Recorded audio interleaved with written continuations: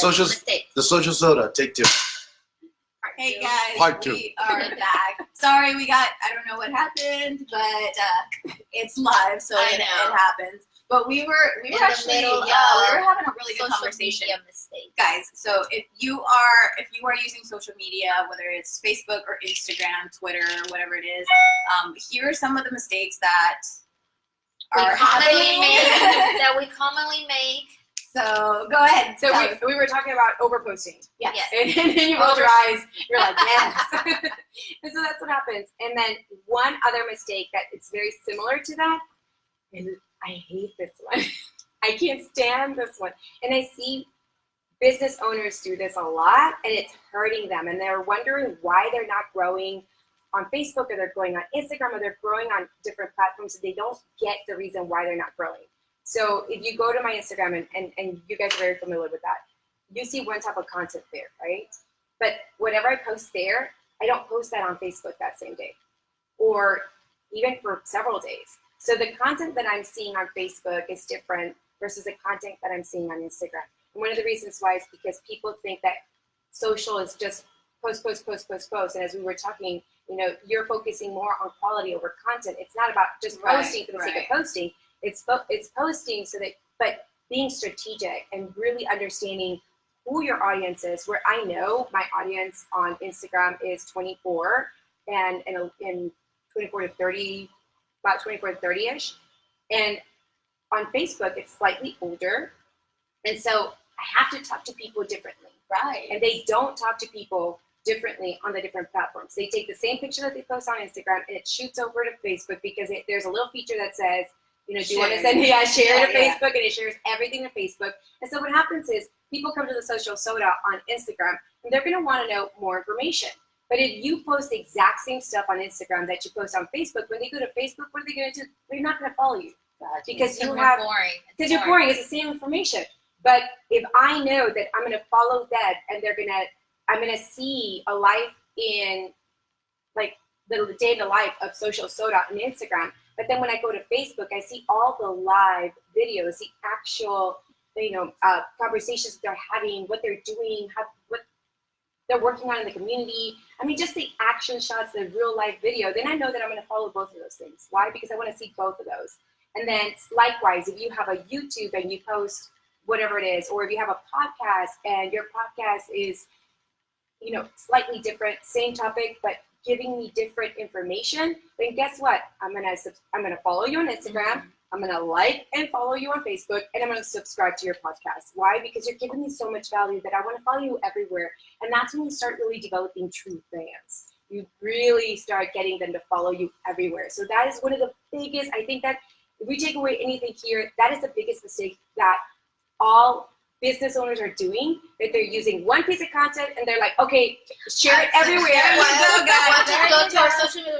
I'm gonna go check everything, like make sure that it's not like. Oh yeah, no, I'm more of an Instagram person, but I definitely use Facebook for real estate. But then again, it's like I do use more videos and I post like very rarely on the grid and stuff like that. So I do definitely tailor both of them very differently. Because I was telling you, I need more videos of you by yourself. Because I was trying to make a video and I can't find any videos of her just alone. And I'm like, so I'm here stalking her every time. I gotta find one video, and I found one like way down on your timeline. I'm just like, well, video's where it's at, so you've got to get more video. Tell us about Instagram stories, because I know that on your video you said that start hashtagging on stories because they're going to be featured on the search. Absolutely. So, and oddly enough, today at 9 o'clock, so every Thursday at 9, I release a new video on my YouTube channel. And today it's talking a little bit more about stories. And it talks about how you need to use hashtags on your stories. And a lot of people, they're not getting the reach that they want. They're not getting the follows that they want. They're not getting the increased profile views. And it's because they were not using hashtags on their stories. But now hashtags can actually hit the Explore page. So people can actually find your content, your story. So even though your post feed may get buried because you use hashtags with millions of indexes, when you use a story is easier to rank on the Explore page. Wow. People love to watch your stories because they want to see what you're doing, like present at that moment. So, in how many hashtags do you recommend we use? Because I see people that use like 50 gazillion hashtags. I like to use maybe 6, maybe 7.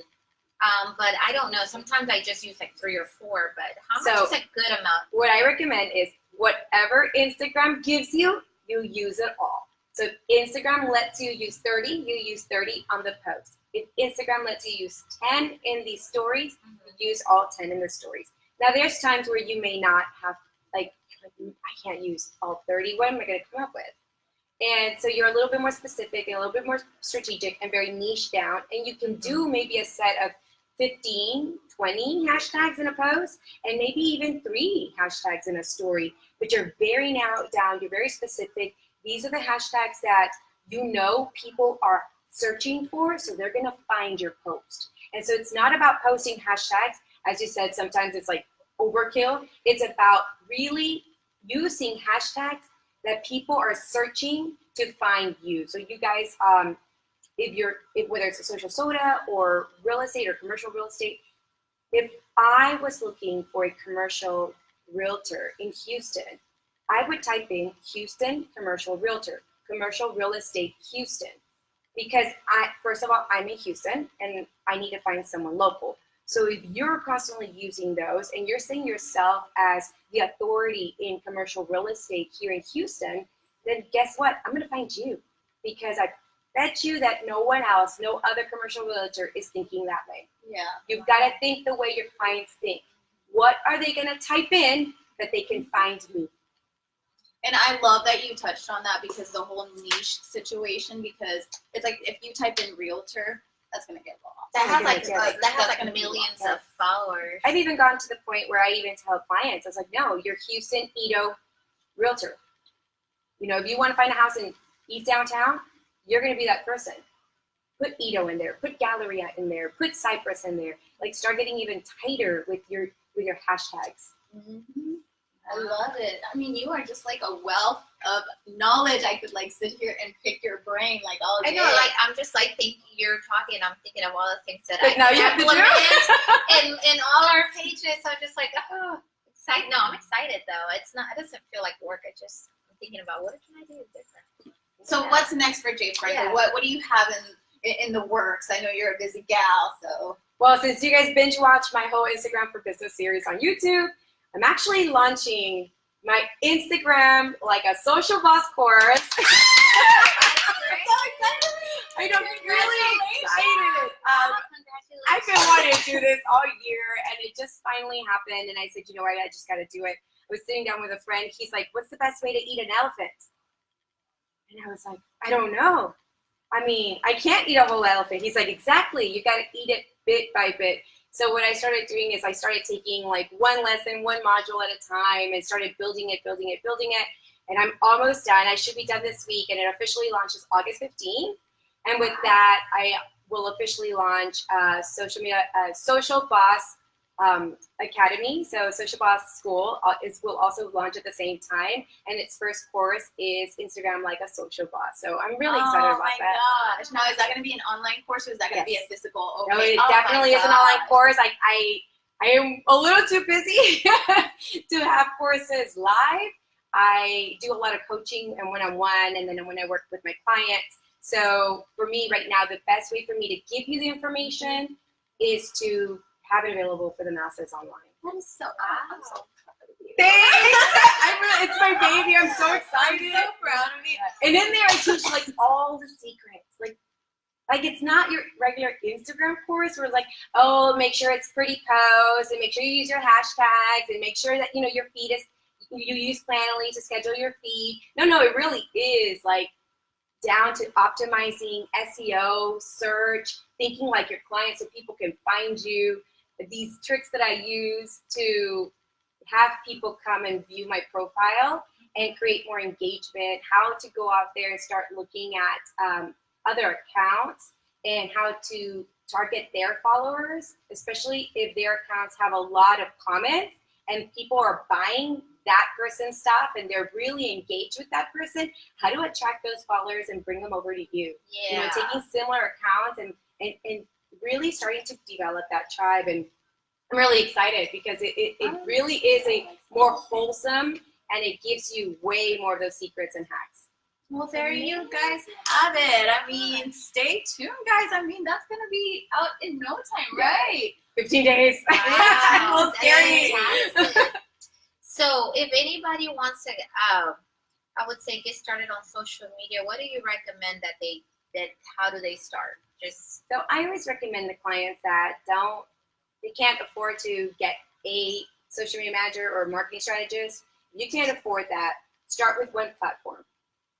It's better to have presence in one platform and build that presence, as well as learn the platform, instead of trying to put content all over and then you don't master any. You don't figure out how things work in the different platforms. So it's very important to just pick one platform and pick the platform that is definitely where your clients are. Because I know it can be overwhelming. I know I feel like when Facebook first blew up back in 2008, I jumped on it and I was on it and I would post things, and then I just got really sick of it and I became very silent on social media, and I didn't want to post for the longest. And then with the social soda, then I was like, okay, I have to start posting. So I have to start posting pictures of myself and like things I do, and it was kind of hard at first too. I felt like it was an invasion of privacy, even though I'd done it before. But then it's like, and then you start thinking, okay, maybe I'm not posting enough. But then, I mean, I don't know. It's kind of a hit and miss what people want to see from you. So I guess you just got to play with that. Well, definitely pulling your audience. That's something that you should always do, especially for the social soda. Always pull your audience. Like, did you like this interview? What were some key takeaways? Because then you start really understanding how your audience, or what they're taking away from your show. And if you're really always about creating value, what's most valuable to them? Which were the shows that were the most successful? Which were the shows that were most shared, most watched, most engaged? Because that's where you start really finding out. Yeah, very great. You know what's crazy? I don't know if y'all noticed that the stupid question about who likes pineapples on their pizza. That was me.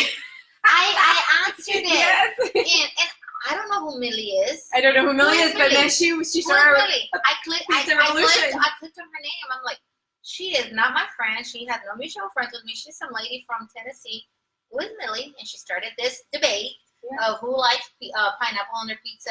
And you answered. It starts in your own thread on your page. And I had like 50 comments, and then my sister and then she had some, and I'm just like, is this like from Facebook? Like Facebook created that just to get traction, people to be on. It's just for people to get engagement and start really talking to each other, because a lot of times we're posting, we're liking, we're resharing, but we're not talking to each other. We're not. And then if you notice, like in my page, when I posted that, some people said yes, and the people that were no, they were responding with GIFs and barf pictures. And so like, how could you do that? And then I had a few family members jump in, and their family members were answering them like, oh, you're no longer my family member. I mean, it literally started this like whole engagement process, and that's what social is about. Thank you, Millie.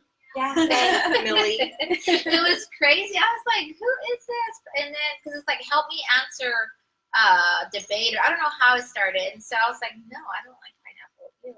And then people were like, oh yeah, but you're right. And then I was going back and forth, and with I would have answered, what's wrong with you? I was like, ew. What do you mean, ew? What's wrong with you? And then Jessica's like, oh my God, when I went to I don't know where, and they put it on my pizza, it was so good, and she had a lengthy answer. Most people you say Hawaiians that put pineapple on everything. And I love pineapple, but I just don't. It's kind of like, have you ever had prosciutto and melon? It's kind of like that thing. Yeah, it's a little salty, a little sweet. It's amazing. You know what? And you know what? And I have some weird eating habits, so it's not like things. We're Hispanic, so we eat some weird things. But I don't know. I just don't. Don't worry. Just put some cholula on it. It works.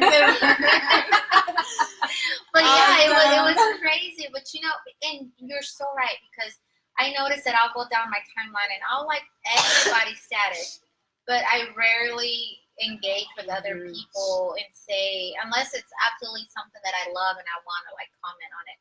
And you're right. And sometimes I share, and I don't like actually make a title about it. I just share it.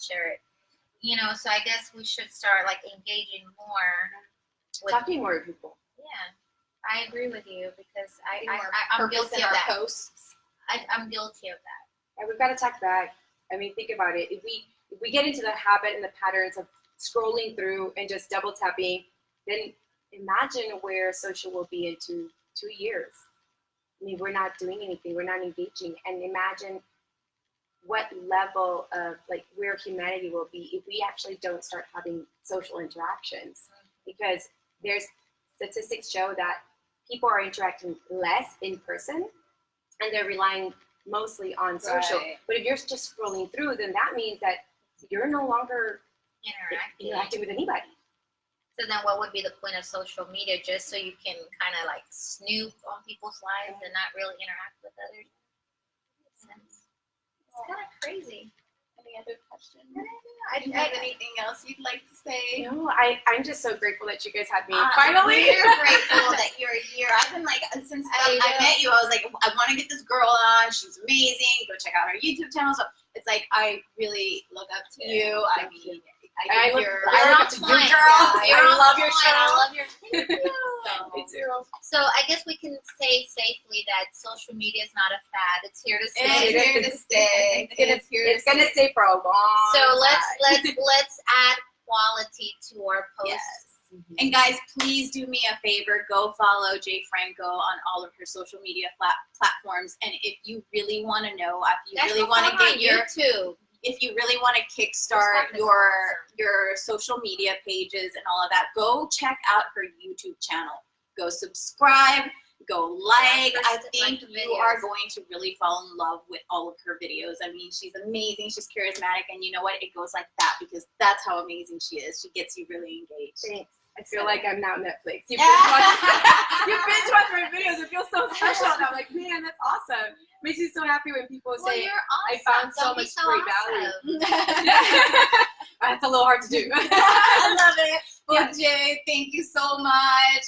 And guys, we will see you guys next week. Thank you for tuning in again. We love you guys. Get us Like, share us. Post a little something on there. Even if you don't like us, like us, share us. Like and share Jay Franco. All right, guys. Until next time, we will see you soon. Bye, guys. And it's a wrap. I This is so great. I just kept looking over at your eyeliner. It's so awesome.